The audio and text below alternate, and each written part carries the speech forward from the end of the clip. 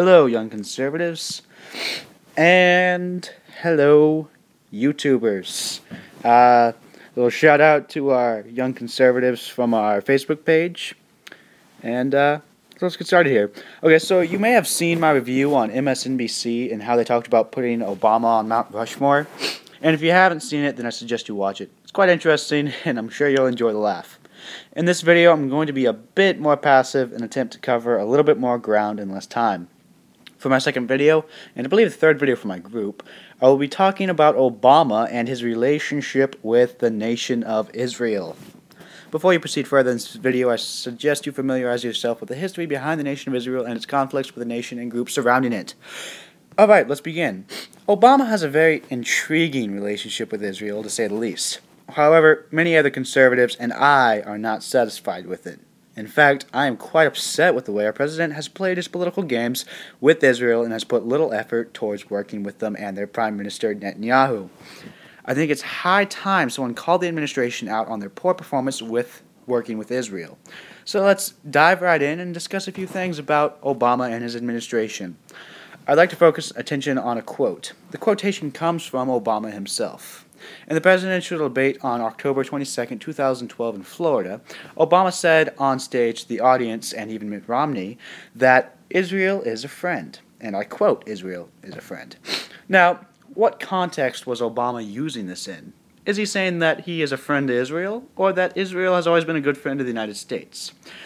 In my personal opinion, Obama was simply saying this to appeal to the large Jewish population in Florida that threatened his electoral win for the state, in the same way that he allowed 800,000 illegal Hispanic immigrants to stay in the U.S. and not be deported. But that's a story for another time.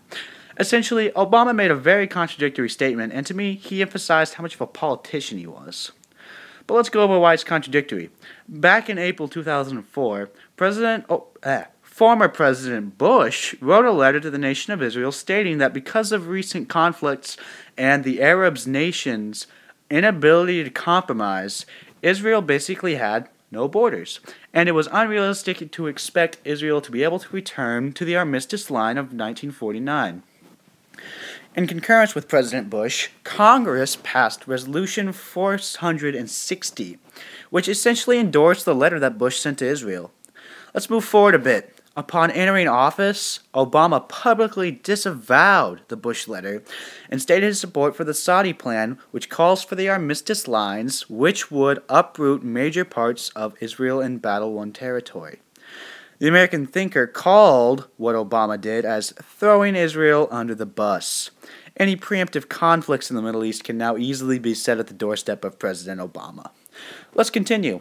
Anyone reading the news lately has heard about Obama's likely nomination for Secretary of Defense, Chuck Hagel, or Hagel. I'm just going to say Hagel because I think that's the way it's pronounced. Obama's likely nomination caused quite a stir in the Republican Party. Can you guess why? If you said it's because he's anti-Israel, then ding, ding, ding, give yourself a pat on the back. Chuck Hagel, through his actions and words, has clearly showed that he is no friend to Israel, even though the liberal media continues to attempt to rewrite his history. So this begs a large question to be asked about President Obama.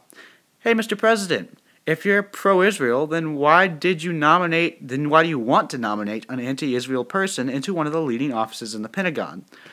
Has anyone thought that maybe Obama isn't pro-Israel? In fact, has anybody gone as far as maybe think that he is anti-Israel? I would be surprised, but then again, the media is good at covering up the actions of Obama. Just look at Benghazi. But again, that's another story for another time. And I got a lot of feedback from my first video that said it was a little bit too long, and people didn't really want to watch it for 7 minutes, so I'm trying to make this one slightly shorter. I believe I achieved that by doing so. Didn't really want to go over much over than didn't really want to go over 5 minutes. But hope you enjoyed. Subscribe to the channel if you enjoyed the video and if you're a proud conservative. And also, it would be great help if you liked our page on Facebook, Young Conservatives for America.